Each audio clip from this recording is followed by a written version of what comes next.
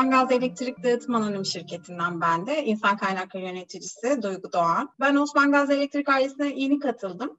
Ancak 2007 yılından beri kurumsal hayatta proje yönetimi, denetim ve insan kaynaklı operasyonlarında yer aldım. Bu anlamda da Osman Gazi Oyadaş ailesinde kapsayıcılık ve çeşitlilik odağı altında çalışmaktan çok mutlu ve çok gururluyum. Osman Gazi Elektrik'in geçmişi kamu yönetimine bağlı.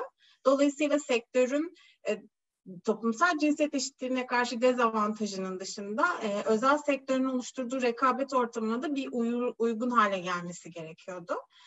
Çalışan sayıları, üst yönete kadının çalışan temsili gibi önemli haritalarımız, önemli hedeflerimiz vardı.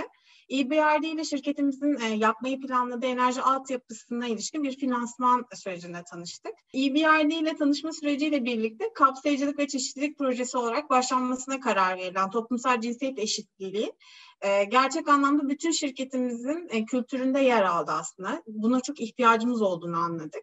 Biz Mayıs 2019'da projeye start verdik. Tüm çalışanlarımıza duyurduk. Tepe yönetimimizin desteğiyle bu süreç çok hızlı bir şekilde sahiplenildi aslında. En üst seviyede desteğini belirtildiği için üst yönetim tarafından, tepe yönetim tarafından bunun lansmanından proje yönetimine kadar herkesin inanılmaz büyük bir desteği oldu. Biz enerjimiz eşit içgüdüsüyle yola çıktık. Bizim mottomuzda enerjimiz eşit oldu. Enerjimiz eşit programıyla workshop ve eğitimler sağladık. Bizim de tüm sektördeki kurumsal hayattaki tüm şirketler gibi toplumsal cinsiyetin dildeki eşitlikle başladığını biliyoruz. Dolayısıyla iş ilanlarından şirket prosedürlerine, amblemlerden logolara, kapı girişlerindeki yazılardan elimize gelen tüm belgelere kadar toplumsal cinsiyet eşitliğini vurgulayıcı kelimelerle aslında köklü bir değişime başladık. Mühendis kadrolarımızın kadın oranını yükseltmek aslında ilk amacımızda %19'a yükseldi. Yöneticilerin performans hedeflerini de en az bir kadın istihdam etme kriteri ekledik ki bunu yönetebildiğimizi, bu sayıyı artırmaya çalıştığımızın altını çizebilmek istedik. Sağ pozisyonlarında da hızla kadın mühendis istihdam etmeye başladık. Toplumsal cinsiyet eşitliği yaklaşımında biz de mentor ve menti kavramlarını şirkette paylaşmaya, bununla ilgili çalışmalar yapmaya başladık.